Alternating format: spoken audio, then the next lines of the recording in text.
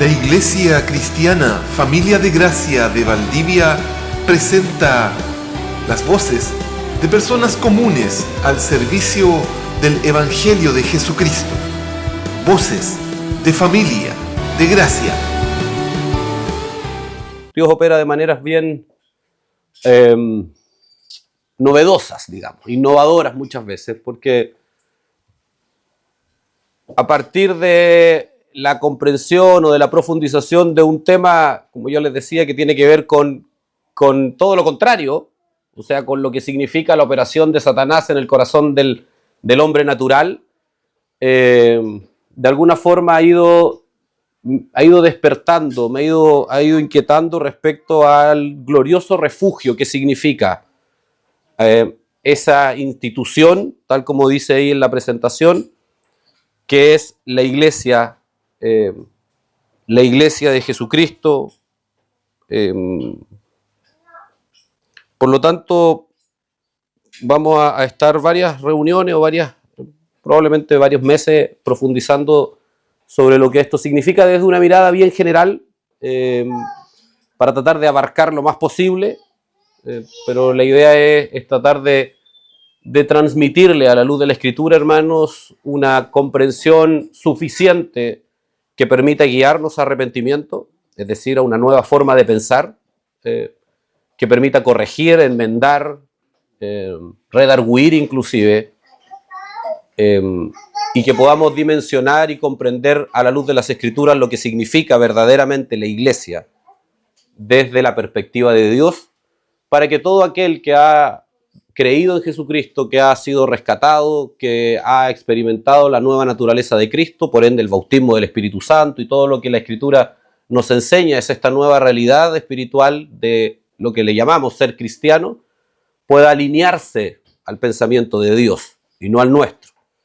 Esencialmente yo diría que así podríamos resumir la vida cristiana en términos formativos: dejar de pensar como nosotros para aprender a pensar y a ver las cosas como Dios, y de esta forma prepararnos, ejercitarnos en lo que va a significar una eternidad junto al Señor, viviendo conforme a sus estatutos siempre, perpetuamente.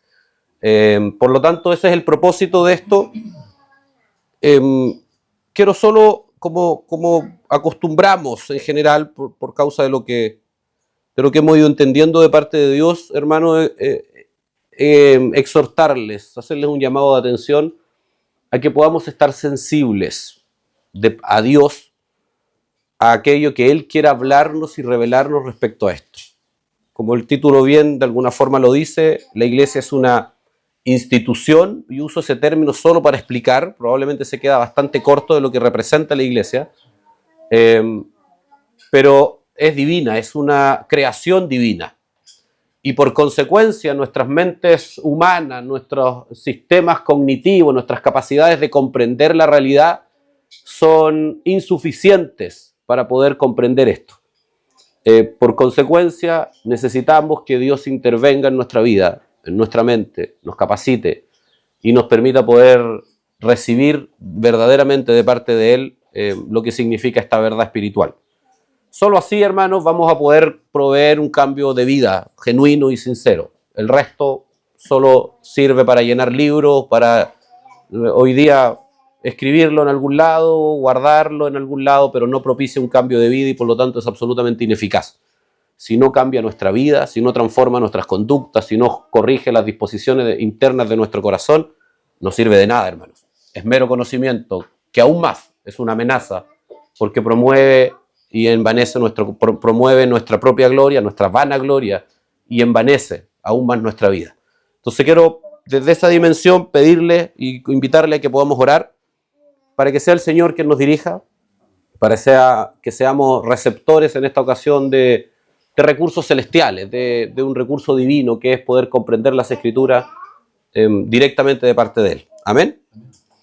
Señor, en el nombre de Jesús, te invocamos una vez más, entendiendo que tú eres Señor en todo lugar, en todo tiempo, pero te pedimos en esta hora que tú despliegues un recurso sobrenatural de tu gracia en esta reunión. Señor, que nos permitas recibir de ti Yo te pido en esta hora, Señor, que mis hermanos y yo podamos ser edificados por la obra de tu Espíritu, que cada palabra que salga de mi boca provenga de ti, que vaya revestida de un peso espiritual, de un peso celestial, para que verdaderamente no se albergue en nuestro intelecto, sino que trascienda a nuestro ser interior, para que por medio de tu palabra seamos transformados, para que por medio de tu palabra seamos quebrantados, seamos corregidos, seamos, Señor, auxiliados muchas veces de tantas distorsiones, rescatados de tantas distorsiones de nuestro pensamiento, que tantas aflicciones muchas veces nos conlleva, Señor.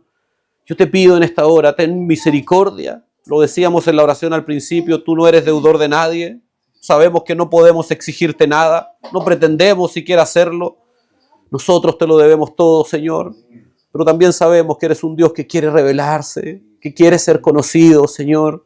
Has manifestado en tus escrituras, Señor, centenares de veces tu voluntad, tu deseo de ser conocido. Permítenos, aunque sea, como decimos, corriendo la cortina, aunque sea a la distancia, permítenos conocer qué es lo que tú piensas respecto a la iglesia, para que nuestro corazón sea corregido también, para que podamos pensar como tú piensas, para que podamos sentir como tú sientes, para que podamos ver la iglesia como tú ves la iglesia, para que podamos ver la reunión de los redimidos como tú ves la reunión de los redimidos, para que nuestro corazón se comprometa como tu corazón está comprometido, para que nuestro tiempo esté comprometido como tu tiempo está comprometido, para que en todo tú tengas la preeminencia en nuestras vidas y en nuestros corazones.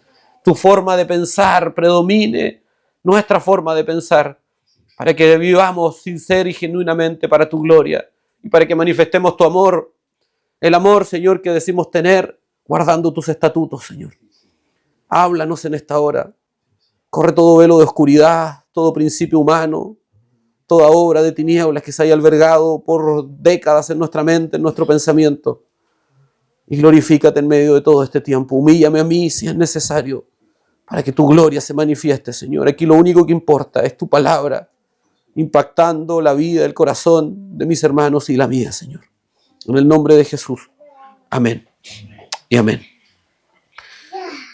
Hermanos, lo primero que quisiera señalar para iniciar solo a modo de introductor es que, a modo de introducción quiero decir, es que cuando vamos a entender esta verdad espiritual, esta verdad doctrinal, a veces resulta un tanto complejo porque requiere o tiene una dimensión más amplia que simplemente o que específicamente un versículo o un capítulo o aún más o un solo libro o aún más una sola porción de la Escritura. Para poder comprender la visión de Dios respecto a la iglesia, nosotros tenemos que tener lo que se denomina una visión veterotestamentaria.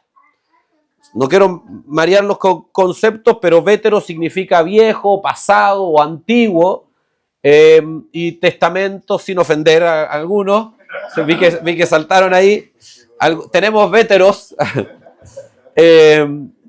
pero y se usa en teología más bien para enfatizar en el hecho de que es necesario recurrir al Antiguo Testamento. Se asume que el Nuevo Testamento es intrínsecamente inspirado por Dios y por lo tanto es absolutamente indiscutido en términos de que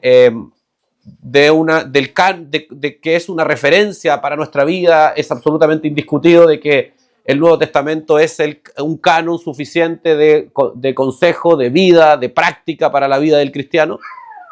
Pero a veces se discute respecto al rol que tiene el Antiguo Testamento para poder direccionar la vida del cristiano, particularmente hoy día, que vemos además tanta diferencia histórica y cultural en el Antiguo Testamento con nuestras propias vidas. Bueno, para poder comprender el concepto de la iglesia, nosotros tenemos que inevitablemente ir a entender cómo es que Dios concibe desde el principio, desde el origen, desde, por decirlo así, las figuras de la iglesia, cómo es que Él concibe el concepto de iglesia. ¿Ya? Nos va a traer harta luz. Obviamente los textos del Nuevo Testamento son muchísimo más enfáticos, más directos, y quizás hasta más prácticos si se quiere. personalmente yo creo que el Antiguo Testamento, al ser una forma más brusca, más gruesa, menos detallada, yo creo que entregan bastante luz también, sobre todo para lo que al menos es mi intención compartir ahora, ¿no? Sin no quedarse en muchos detalles, sino, como ya les dije, abarcar lo más posible. ¿Ya? Eso es lo primero. Ahora, para que podamos tener un consenso común, vamos a hablar de iglesia. Esta es una definición que yo mismo redacté a partir de todos los textos, de muchos conceptos bíblicos. Como ustedes bien saben, toda definición implica a veces establecer ciertos límites solo para fines explicativos.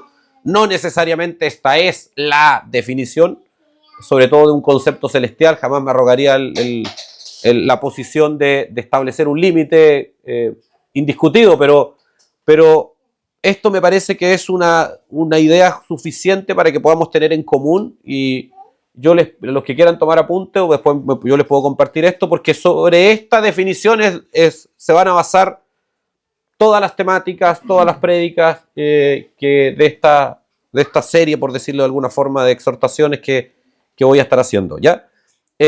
¿Cómo entendemos iglesia? La iglesia es el conjunto de almas humanas que han creído y se han identificado en la muerte y resurrección de Jesús, que se reúnen en un cuerpo local y global por obediencia a la fe para que el propósito de su vida en Cristo se cumpla, ¿ya?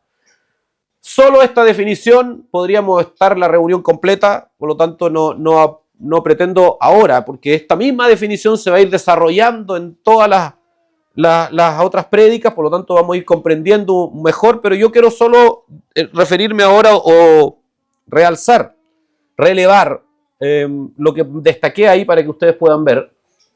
Lo primero que tenemos que entender es que la iglesia es una institución que, si bien es divina, si bien proviene directamente del corazón de Dios, está compuesta por personas, por almas humanas, en simple. No se me ocurre una definición más genérica del ser humano, almas humanas. Podría haber dicho almas solamente, es verdad, quizá hay una reiteración ahí, pero me parece que es suficiente para explicar. O sea, la iglesia está determinada o está compuesta por personas, como usted, como yo, personas como tales que participan de los atributos creacionales, porque todo ser humano participa de atributos creacionales, como por ejemplo la unicidad, es decir, cada persona es única, porque Dios que los crea es único y por consecuencia distinta del otro. Ese elemento ya abre una puerta hermosa para poder comprender, por ejemplo, y ya podemos concluir que la iglesia es esencialmente heterogénea, es decir, no busca, hermano, no busca la homogeneización, no busca que seamos todos iguales. Ya ahí hay un golpe directo a la cultura religiosa que promueve la uniformidad. La iglesia cristiana, el evangelio de Jesucristo, la institución divina llamada iglesia, no busca que todas las personas sean iguales. ¿Por qué? Porque la acción de Dios personal, individual y directa no es igual para todos. No funciona de la misma forma, no funciona en la misma intensidad, no funciona en el mismo tiempo para cada uno de los miembros de la iglesia. O sea, por decirlo de alguna forma, para que me entiendan, las características o muchas de las características que el ser humano tiene como ser creado por Dios también se traspasan a la iglesia. ¿Por qué? Porque la iglesia es el conjunto de almas humanas, pero que además se identifican y han creído en la muerte y la resurrección de Jesús. En simple, en el evangelio de Jesucristo. No son un grupo de personas que se reúnen con un objetivo diferente que no sea, o con un elemento en común distinto que no sea que han creído juntos en la muerte y en la resurrección de Jesús. O sea, el común denominador, aunque son diferentes, hay una unidad en algo, el evangelio de Jesucristo.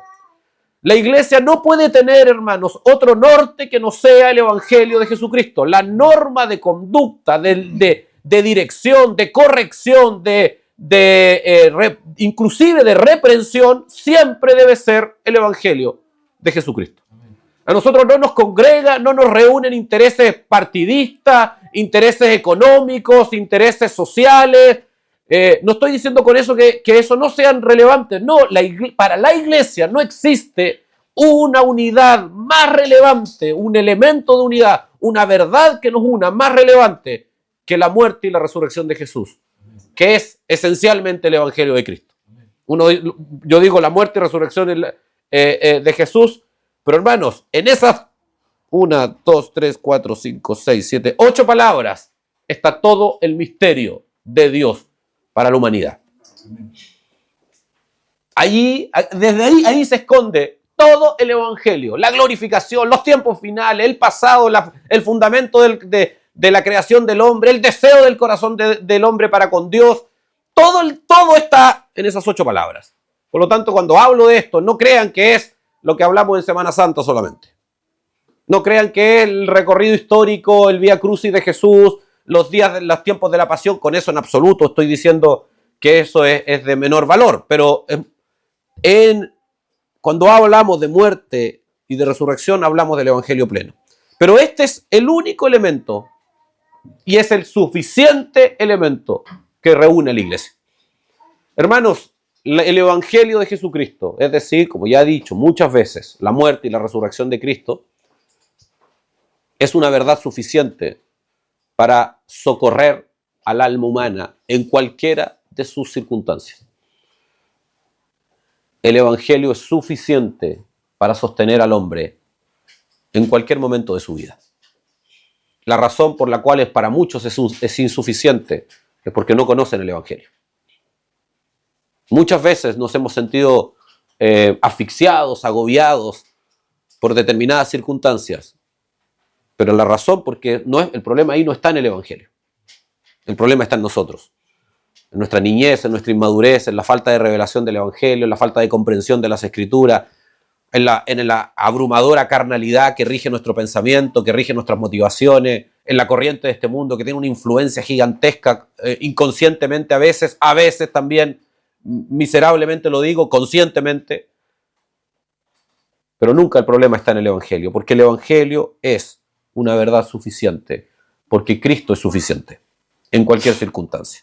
Ahora, este grupo de almas humanas que se identifican con la muerte y resurrección se reúnen, es decir, se participan en unidad, tienen una vida común, tienen una vida de proximidad, de cercanía. Vamos a profundizar. Uno de los principios de la iglesia es que se vive en la cotidianidad. De hecho, el concepto bíblico de iglesia se explica de mejor forma a la luz de las propias Escrituras. Vamos a ir a los textos en su momento, como un concepto de familia más que de institución. Por eso yo dije al principio, el concepto de institución es solo para fines explicativos, porque cuando hablamos de institución, usted y yo pensamos inmediatamente en edificio, pensamos en estructura jurídica, pensamos en elementos organizacionales, gracias hermano, cosas que de ninguna forma pensamos en la sencillez de la familia.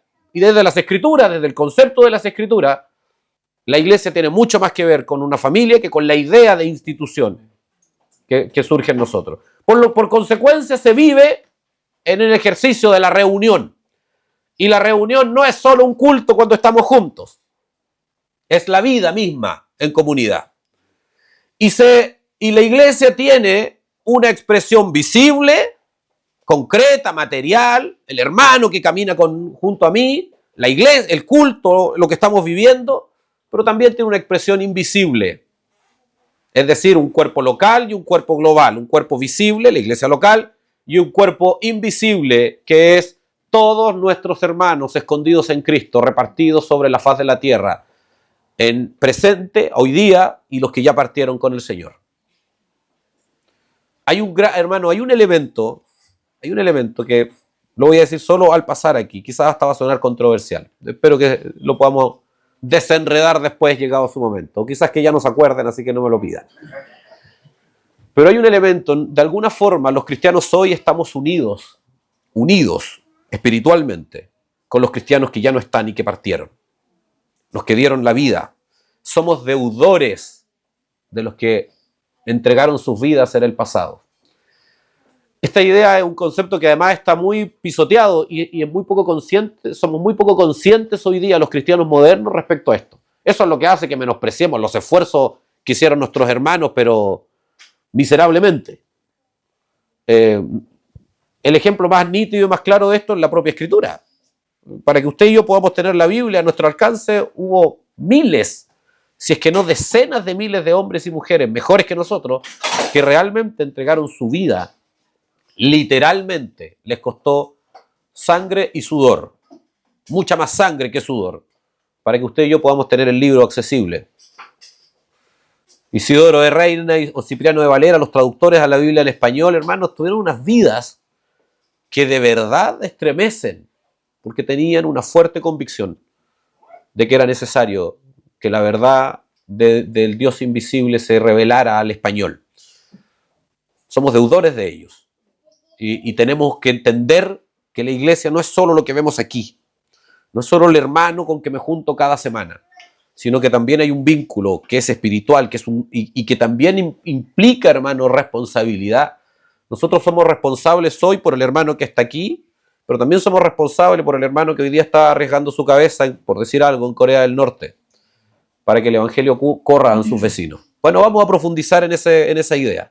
Hermano, y nos reunimos como cuerpo local y global, visible e invisible, por obediencia a la fe. Mire qué interesante esto. No lo hacemos, hermano, porque queremos. Aquí, con esta sola frase, cualquier atisbo de la voluntad del hombre que se oponga al reunirse proviene directamente de Satanás y de la corriente de este mundo. Cualquier idea de hoy no tengo ganas cae estrepitosamente frente a la luz y la verdad del evangelio. Porque el fundamento de la iglesia no está en la voluntad del hombre, está en las ordenanzas de Dios.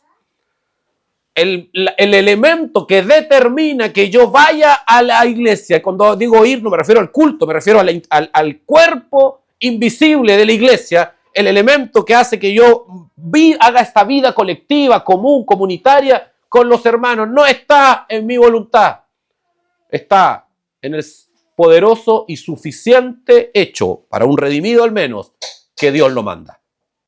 Por eso dice ahí, por obediencia a la fe.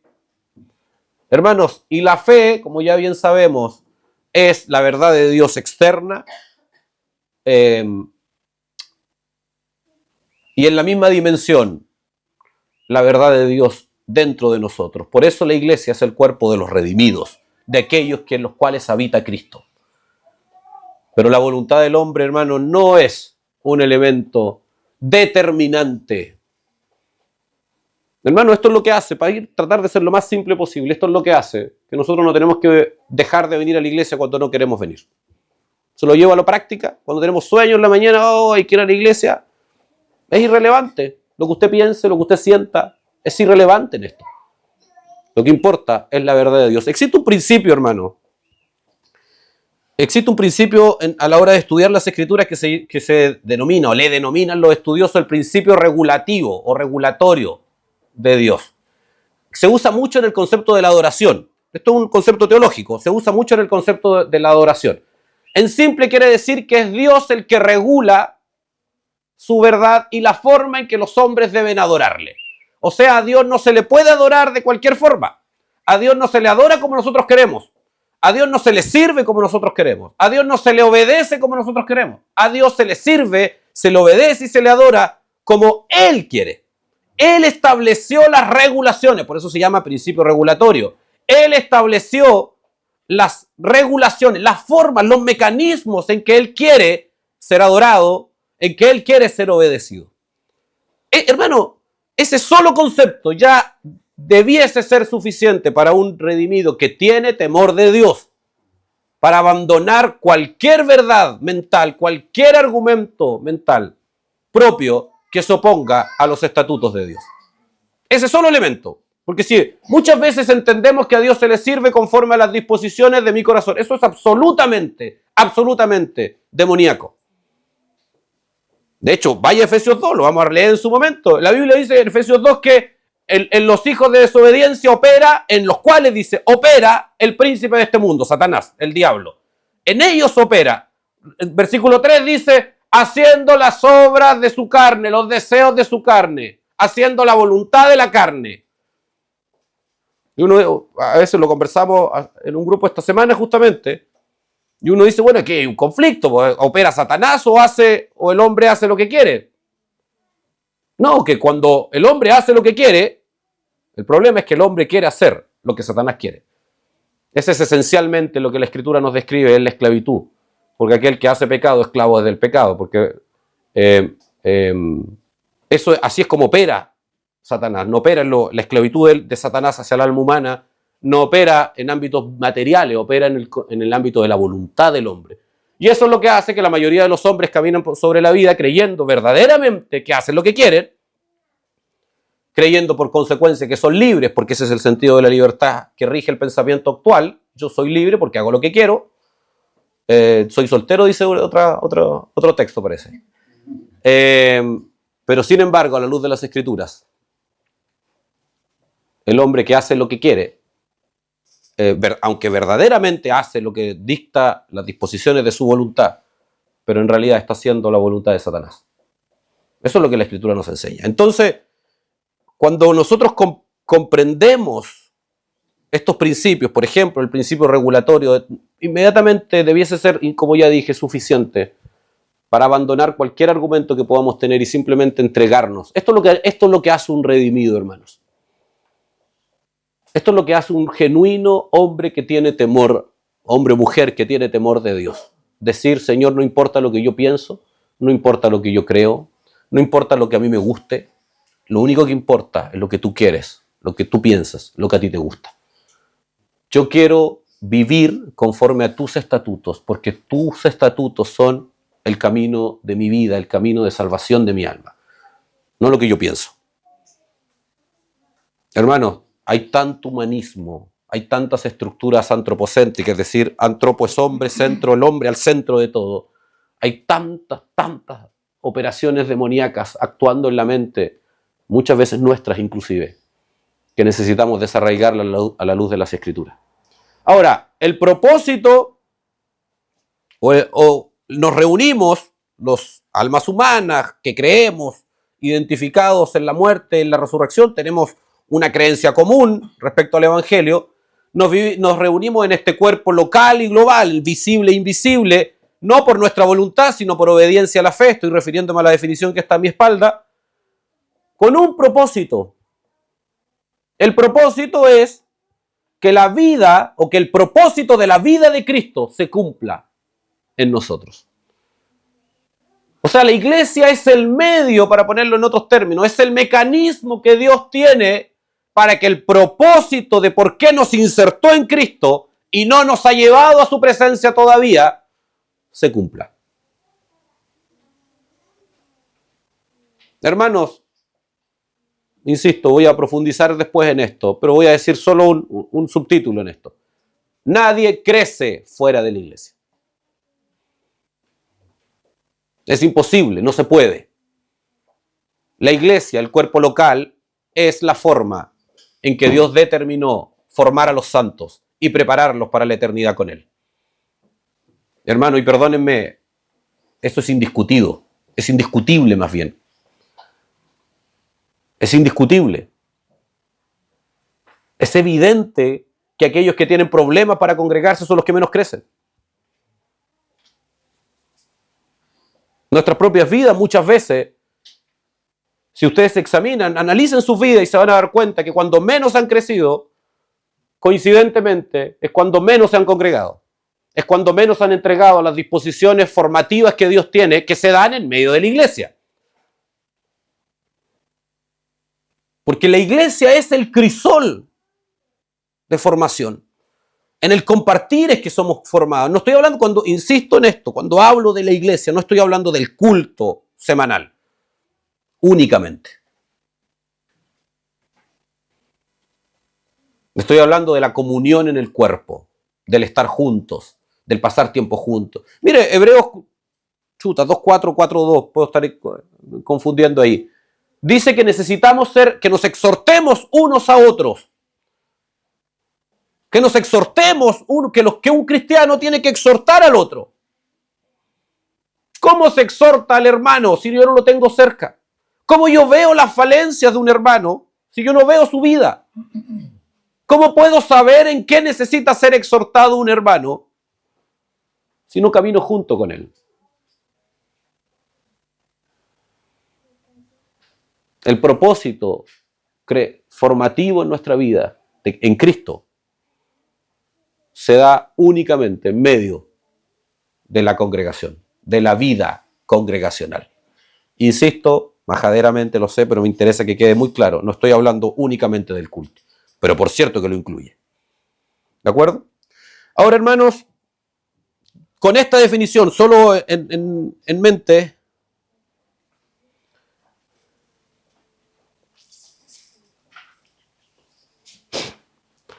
como ya les dije, para poder comprender las Escrituras necesitamos ir al Antiguo Testamento. Para poder comprender este concepto de iglesia necesitamos ir al Antiguo Testamento.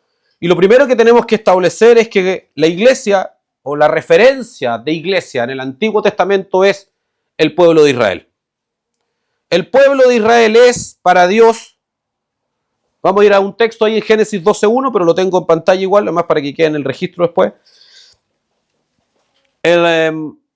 Para Dios, el pueblo de Israel es la figura de la iglesia. Y vamos a encontrar muchos textos al respecto, me voy a detener solo en algunos. Génesis 12:1 dice, y el Señor dijo a Abraham, vete de tu tierra, de entre tus parientes y de la casa de tu padre, a la tierra que yo te mostraré, haré de ti una nación grande y te bendeciré, engrandeceré tu nombre y serás bendición. Bendeciré a los que te bendigan y a los que te maldigan, maldeciré. En ti serán benditas todas las familias de la tierra. Esto es lo que se denomina la promesa de Abraham. Dios se acerca a Abraham, un hombre pagano por lo demás, Israel aquí no existía todavía como nación, y Dios le dice, deja la tierra, abandona tu lugar, porque yo a partir de ti voy a formar una nueva generación de personas, una nueva nación, siempre es una referencia figurativa a lo que iba a ser la iglesia. ¿No me crees? Gálatas 3 dice, por tanto sepan que los que son de fe, estos son hijos de Abraham. El mismo capítulo 3, verso 29 dice, y si ustedes son de Cristo, entonces son descendencia de Abraham, herederos según la promesa. ¿Cuál promesa? La de Génesis 12. O sea, desde la perspectiva de Dios, Dios conecta la promesa de Abraham, que iba a tener una gran descendencia, la conecta con la iglesia, con lo que iba a ser la iglesia, la nación espiritual, el Israel espiritual de Dios. Es decir, los que están en Cristo, los que son de Cristo. Hermanos, memorícense, la iglesia es aquellos que son de Cristo. No los que creen en Cristo, son los que son de Cristo. Es decir, como a modo de ejemplo, Israel en el Antiguo Testamento es la figura. Y ustedes ven dos esquemas, un cuadradito sencillo, nos cuesta dimensionar bien los límites, ni siquiera vemos la otra cara de este ¿cómo que se llama esa figura? Un cubo, ¿no? De este cubo, vemos algunos elementos, no vemos colores, no vemos detalles, bueno, eso es Israel. Sin embargo, la iglesia es la versión muchísimo más explicitada, mucho más clara, mucho más, con mucha más riqueza.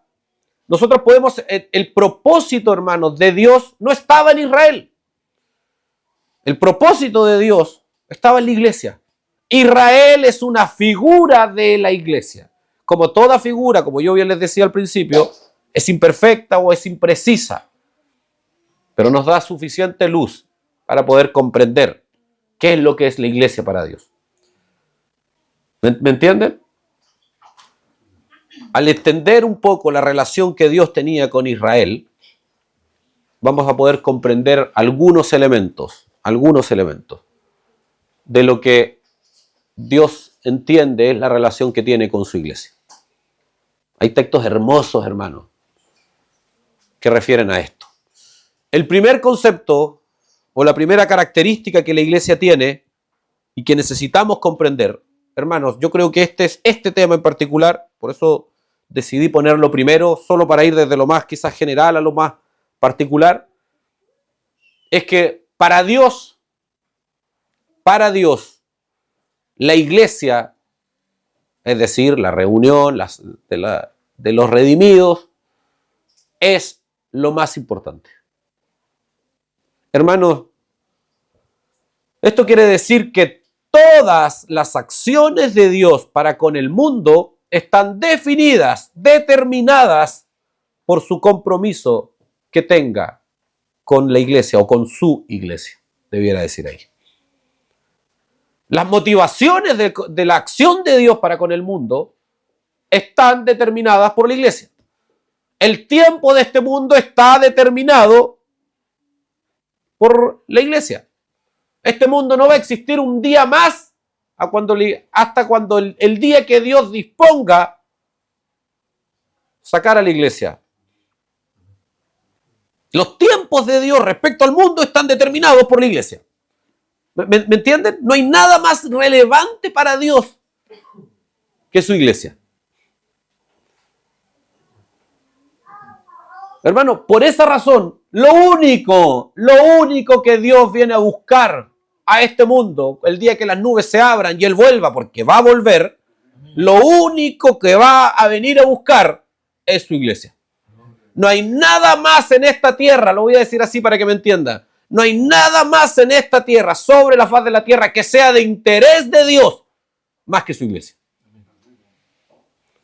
Tesalonicenses nos dice que Él mismo con voz de mando va a venir y va a venir llevarse primero a los muertos en Cristo. Ellos van a resucitar primero y luego nosotros, los que vivimos, los que hayamos quedado, seremos arrebatados juntamente con ellos en las nubes para recibir al Señor en el aire y así estaremos siempre con el Señor. Hermano, Mateo 5:13 dice: vosotros sois la sal de la tierra, pero si la sal se desvaneciere, ¿con qué será salada? Miren esto. No sirve para nada, sino para ser echada fuera y hollada por los hombres. Hermano, no está hablando de la sal. Lo que no sirve para nada si no tiene sal, si la sal ya no cumple su función, la tierra ya no sirve para nada. Porque la tierra, hermano, no tiene ningún... La evidencia más clara, hermano, el mismo texto de Pedro. Pedro es explícito aquí. Dice que Dios, voy a leerlo completo, el Señor no retarda su promesa, según algunos la tienen por tardanza, sino que es paciente para con nosotros, no queriendo que ninguno perezca, sino que todos procedan al arrepentimiento. El rol de la iglesia, lo vamos a estudiar también. Pero el día del Señor vendrá como ladrón en la noche. Va a venir un día en que el Señor va a venir sorpresivamente, en el cual los cielos pasarán con gran estruendo, y los elementos ardiendo serán deshechos, y la tierra y las obras que en ella hay serán quemadas. Hermano, después de la iglesia, no hay nada que le importe a Dios en esta tierra. Todo lo que es la tierra y sus obras van a ser destruidas cuando la iglesia ya no esté. Porque para Dios no existe nada más importante que su iglesia.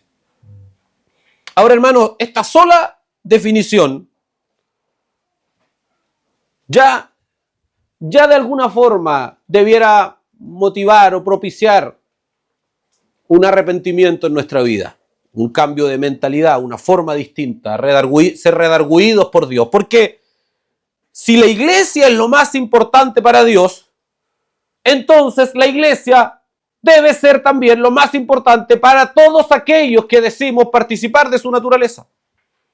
Cuando la Escritura habla de que el alma humana redimida se hace hijo de Dios, lo que está explicando no es que sea descendiente, no es que sea solo receptor de la herencia de Dios, sino que participa de los mismos atributos de su Padre. Es decir, si Dios tiene un profundo y genuino y sincero compromiso con la iglesia, entonces sus hijos tienen un profundo, sincero y genuino compromiso con la iglesia. Si para Dios la iglesia es lo más importante, para los que nacimos en Él, la iglesia es lo más importante. Hermano, esto no son solo palabras. Yo no les voy a establecer, no ahora, no acá al menos, el estándar de cómo se vive en la iglesia. Pero todo hijo de Dios, cada uno de ustedes puede examinar su corazón y pedir que Dios escudriñe su corazón si es que hay camino de perversidad, si es que hay maldad, si es que hay iniquidad, respecto a cómo es en sus corazones, cómo ven en sus corazones la iglesia, qué representa para cada uno de ustedes la iglesia. Porque hermanos, si para Dios es muy importante, es muy complejo, es irreconciliable aceptar que para Dios no tenga, si para Dios es muy importante que para nosotros, quienes decimos ser participantes de su naturaleza, sea irrelevante, sea intrascendente, no sea determinante en nuestra vida, en nuestros criterios, en nuestras decisiones. Mi hermano, muchas veces menospreciamos la iglesia, aquello que Dios más ama. Nosotros la menospreciamos.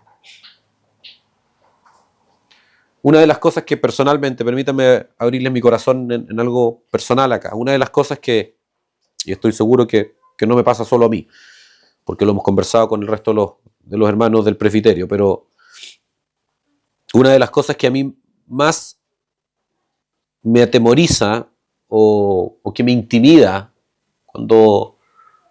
cuando se trata del servicio a la iglesia, ustedes bien saben que, bueno, ninguno de nosotros se dedica a tiempo completo. Yo tengo una vida bastante ajetreada en muchas cosas. Algunos dirían más de las que debiera, quizás tienen razón. Pero una de las cuestiones que a mí más me atribula, creo que ese es el mejor término, o me abruma inclusive a veces, es el comprender que la iglesia es la esposa de Cristo. Amén. Para mí, hermano, yo que tengo una esposa que amo profundamente, cobraría severamente cualquiera a quien yo le encargo el cuidado de mi esposa y termine dañándola. Yo cobraría, yo como hombre, con todas las limitaciones que tengo, cualquiera que dañase a mi esposa, yo se lo cobraría severamente, pagaría, pero severamente cualquiera que intente dañar a mi esposa. Si yo como hombre, con todas las limitaciones que tengo, con toda la incapacidad que tengo, con toda inclusive en muchos aspectos falta de piedad que tengo, cobraría a aquel que dañara a mi esposa, ¿cuánto más Jesucristo? Esa idea a mí personalmente, como anciano, como dirigente, me atribula, hermano. Porque estoy persuadido que Dios no es indiferente frente a su iglesia. Estoy persuadido que Dios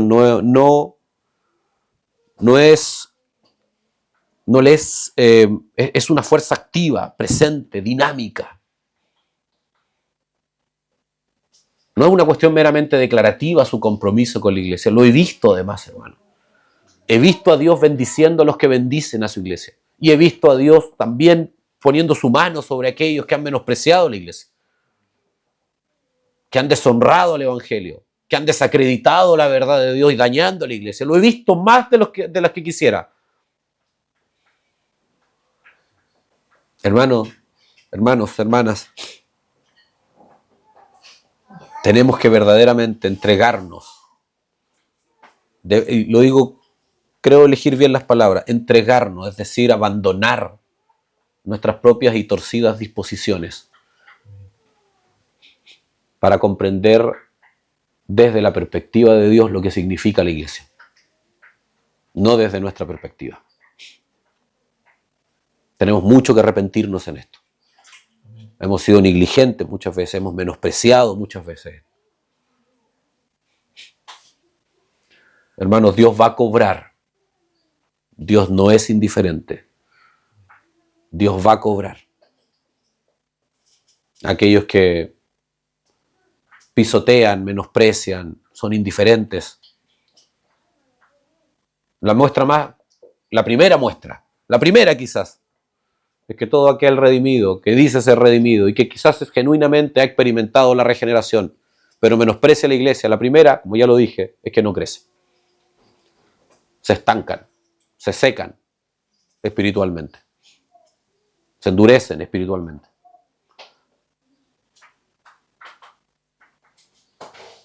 Terminan siendo tierra fértil para más pecado. Y esa es la primera. Pero sin duda alguna que hay muchísimo más en juego en esto. Hermanos, rechazar la vida de la iglesia, si para Dios es lo más importante y es la forma en que Dios entendió, diseñó para formarnos, rechazar la vida de la iglesia, insisto, no el culto solamente, la vida de la iglesia, la comunión de los santos. La iglesia es eso, es la común unión, la vida común, la unión común.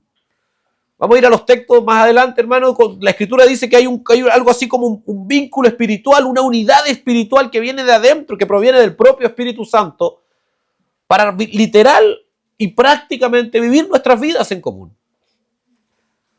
Aquel que rechaza la vida de la iglesia, también rechaza la formación de Cristo.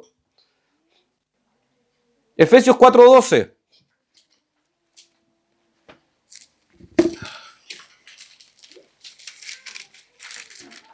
Bueno, lo conocemos el texto. A unos constituyó apóstoles.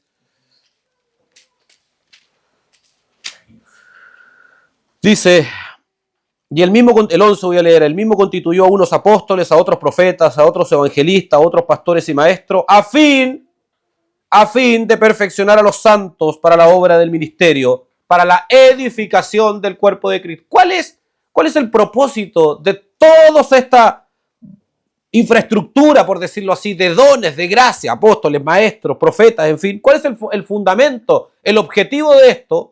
Que los santos sean edificados. Que la iglesia, que los miembros de las congregaciones en un sentido global, sean edificados.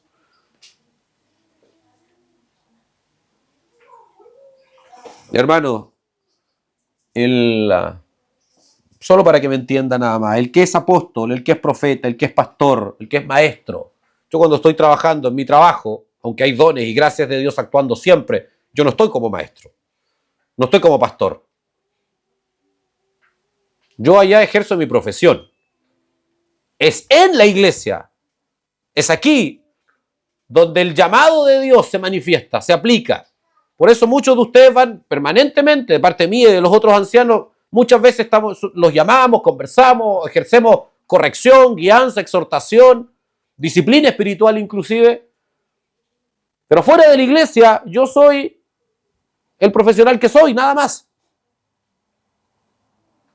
¿Me entiende lo que quiero decir? Es en la vida de la iglesia donde los dones, donde las gracias de Dios se manifiestan. Y es en la vida de la iglesia, en la cotidianidad de la iglesia, en donde los santos son perfeccionados. Porque aquí es donde están presentes toda esta infraestructura. Pastores, maestros, ancianos, profetas.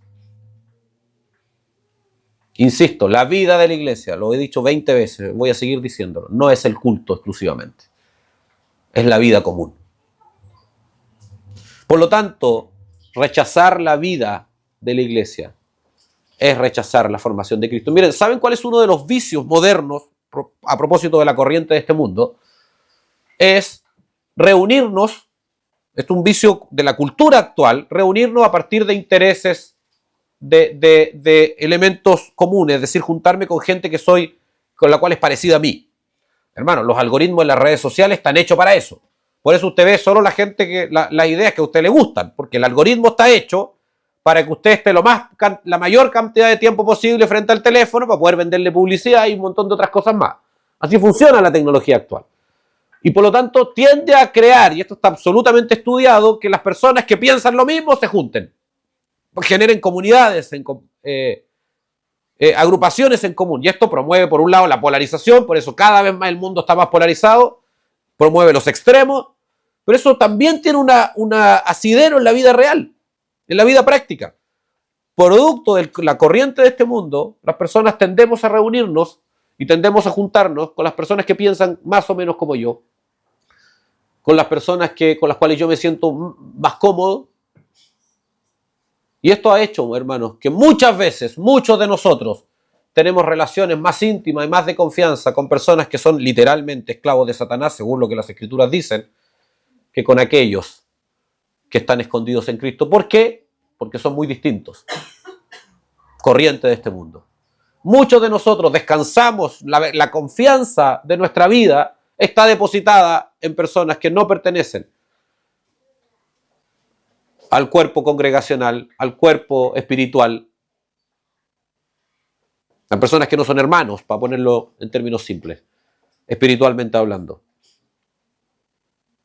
Porque nuestra forma de juzgar a nuestros pares, nuestras relaciones, no es conforme a las Escrituras, no es conforme a las normas de Dios. Hermano, esto genera una cantidad de distorsión. Ahora, yo sé al decir esto, que también muchas veces la propia iglesia y los propios hermanos no han estado siempre a la altura. También sé que hay deshonestidad muchas veces en la iglesia, también sé que hay lobos metidos en medio nuestro también. Aquellos que no han experimentado la regeneración y que por lo tanto sus deseos todavía son esclavos del príncipe de la potestad del aire, siendo estrictamente literal con las Escrituras. Y yo sé que muchas veces nosotros mismos no hemos estado a la altura. Es verdad. Por eso esto también aplica, no solo para el que no confía, sino para aquellos y para preguntarnos qué tenemos que hacer para ser de confianza para los demás. ¿Qué tenemos que hacer para que verdaderamente pueda mi hermano caminar genuinamente conmigo? ¿Qué me falta para ofrecerle a mi hermano conforme a las Escrituras? No para satisfacer sus deseos carnales, sino ¿qué me falta a mí para ser verdaderamente el apoyo que mi hermano o mi hermana necesita? Son preguntas que tenemos que hacernos también. Hermano, rechazar la vida de iglesia es rechazar también la formación. Y termino con esto hoy día. Los ancianos, según las Escrituras, Tito 1.5 dice explícitamente, tienen la función de corregir lo deficiente. Pablo le escribe a Tito y le dice, corrige lo deficiente. Levanta a los ancianos para que corrijan lo deficiente. Como ya lo dije hace un instante, los ancianos, yo en la calle no soy anciano. ¿Me entiende lo que quiero decir o no? No cumplo un rol correctivo en el despliegue de mi trabajo o mis otras áreas. Es en la vida de iglesia. Hermano, usted y yo tenemos muchas cosas deficientes. Muchísimas, más de las que debiéramos tener siempre. Pero Dios ha dispuesto una serie de medios, incluidos los ancianos, no son los únicos, solo enfatizo en esto, porque estoy ejemplificando nada más. Ha dispuesto medios y recursos espirituales para la corrección, para enmendar su vida, para despertar sus conciencias. Muchas veces, hermanos, muchas veces, para librarlos de pruebas severas, para sacarlos muchas veces de la esclavitud a la impiedad, de poderes de oscuridad que buscan atentar contra nosotros, con nuestra integridad en muchos aspectos. Porque lo deficiente, hermano, en nosotros tiene un costo siempre. Dios es un Dios de principios. Si sembramos en la carne, vamos a cosechar en la carne. Si sembramos en la oscuridad, en las tinieblas, en la iniquidad, en la mentira, vamos a cosechar en ello también. Dios es un Dios de principios. A medida que albergamos, que nos subordinamos nuestra vida a los principios de Dios, vamos a cosechar de Dios. Hermano, hemos estado meses ya o años, ya no recuerdo, estudiando la familia, por ejemplo. Los seminarios de la familia que estamos dictando. Hermano, hemos llorado inclusive muchas veces cuando hemos abandonado los principios en ese ámbito. Ahí hay una muestra, un ejemplo, si estoy sacando uno de los muchos más que podríamos dar, de cómo cuando nos movemos fuera de los designios, de los estatutos, de los mandamientos de Dios,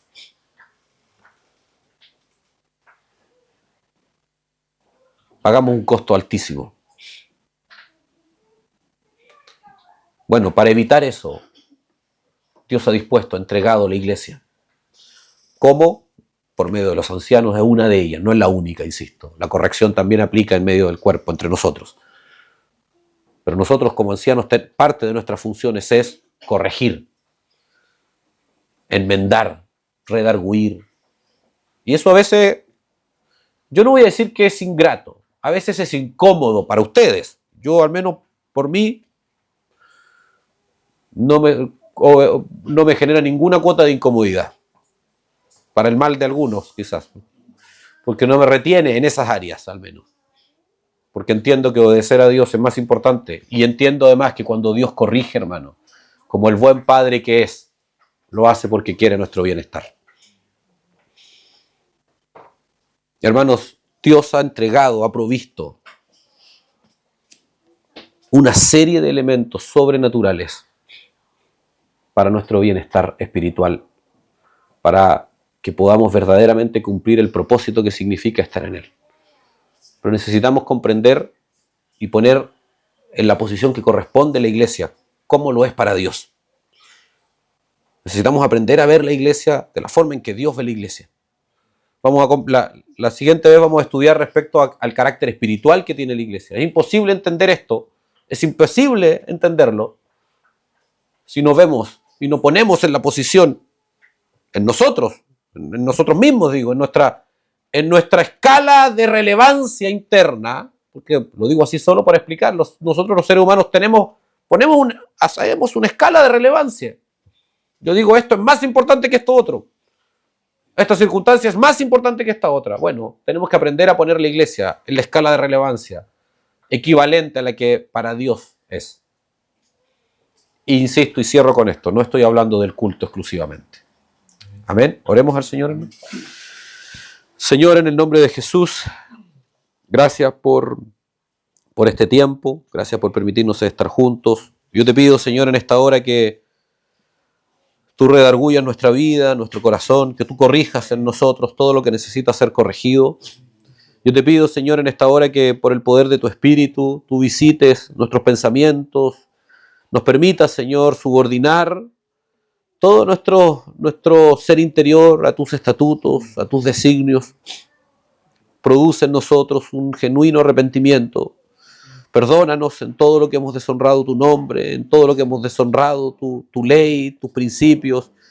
Perdónanos si hemos ofendido a tu iglesia, si hemos menospreciado a tu iglesia. Perdónanos, Señor, si hemos dañado a tu iglesia.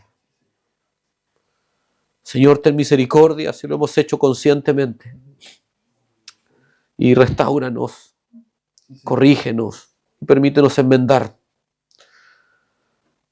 Pero por sobre todas las cosas, Señor, llévanos a un estadio de comprensión conforme a tus escrituras, Señor, conforme a tu ley, conforme a tu corazón. No permitas que simplemente memoricemos cosas, entendamos cosas de forma intelectual. Activa nuestro corazón con tus principios, Señor. Que las disposiciones, que el querer, como el hacer, Señor, provengan íntegramente de ti para tu buena voluntad, como dice tu palabra, Señor. Pero que sea un ejercicio genuino, Señor. Provenga de la obra de Cristo en nosotros. Que sea liviano, como todo lo que tú nos das, Señor. Que sea por revelación, Dios. Visítanos en todo tiempo, genera toda circunstancia necesaria, todo lo que sea necesario, para que nuestra vida sea perfeccionada en ti, Señor. Para que vayamos siendo perfeccionados de gloria en gloria, preparados, Señor, para nuestra presencia eterna, celestial contigo, el día que vengas por nosotros, Señor. Glorifícate en toda nuestra vida. Gracias por esta reunión, gracias por cada uno de los que está hoy el día acá, Señor. Bendícenos el tiempo que vamos a compartir como iglesia después también. En el nombre de Jesús, te damos gracias y te pedimos todo esto, Dios. Amén.